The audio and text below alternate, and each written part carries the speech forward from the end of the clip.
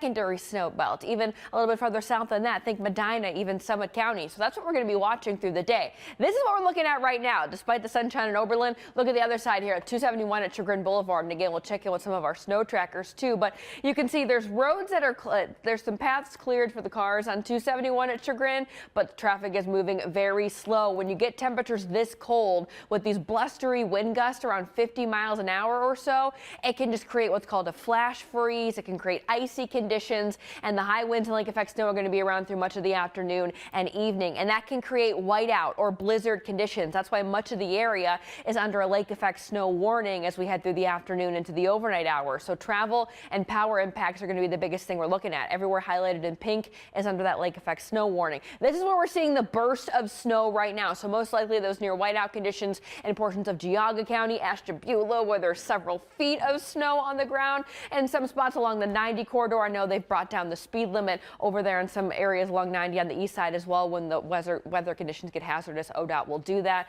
And we also have some flakes coming down in southern Cuyahoga County as well, and even near 480 and 271. So I mentioned the temperatures. They're cold because of the wind. It feels like 8 degrees in Cleveland right now. Winds are strong out of the west, around 24 miles an hour. Latest wind gusts. Burke Lakefront has had 50-mile-an-hour wind gusts since Jeff and I started talking this morning before 3 o'clock. So it has been steady.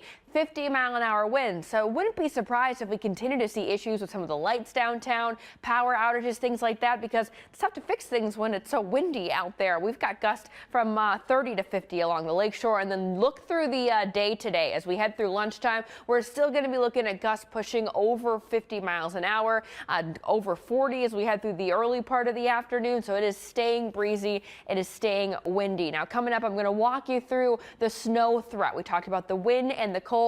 A couple more inches of snow possible in some spots. We'll target where we're seeing the lake effect now and who could see some more as we head through the rest of the day today, Shannon. We got the blowing snow to deal with and the frigid temperatures that could definitely lead to slick spots and deteriorating conditions out on the roads. This is again 95-28 over in the Madison area. Traffic is moving slower than normal for sure over here, and these are just some of the areas where we still have some leftover snow. I've turned the radar loop on just to show you how things have diminished over time here. We're talking with the weather team. I think after lunchtime, the lake effect band's going to pick back up once we get that connection again, more cooler air funneling in over the lake. Right now, this is a special mode that just shows us where the bursts of snow are out towards Middlefield and then south of the city of Ashtabula, south of the 90 corridor there. We still have some snow. So let me show you the hour by hour through lunchtime. I mentioned right around lunchtime, looks like the bands start to pick up. The winds are strong, so anyone could pick up a few more inches of lake effect snow. We'll be watching this for the afternoon drive because watch these bands. They push south into Akron, even some areas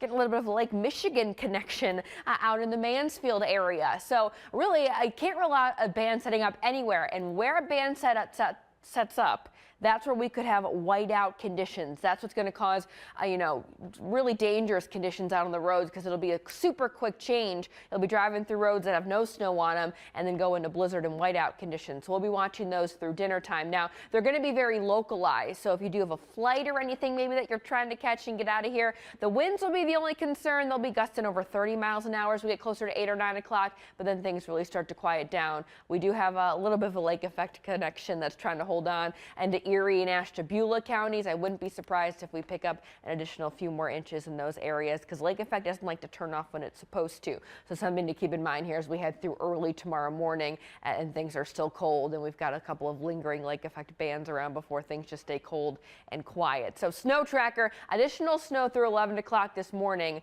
through tonight. Notice we've got some spots wherever these squalls persist, what we like to say in meteorology, where they like to hang out longer. That's where we could see some of those higher snowfall totals. Now keep in mind, a couple more inches, 6 to 8 inches in Ashtabula is another foot, and a couple areas have over 5 feet on the ground already. So we'll be watching those areas closely. Again, eastern Cuyahoga County, even Geauga County, the obvious spots, but we could pick up a few more inches in places like Summit County, Mansfield, if we get one of those bands going here. So as we head through the next couple of days after today, today's the 19th first alert weather day. We're still bitter cold in the morning tomorrow, not much better in the afternoon, below freezing. Right now the weekend's looking fairly quiet until Sunday night. Now Sunday night temperatures look to warm up with the next system that we're watching here. That's going to bring rain. We'll be watching for flooding concerns where there's areas of 5 feet of snow on the ground and you're tracking 50s and rain. I'll be watching that through early next week. Does look like though next week won't be as chilly, Shannon.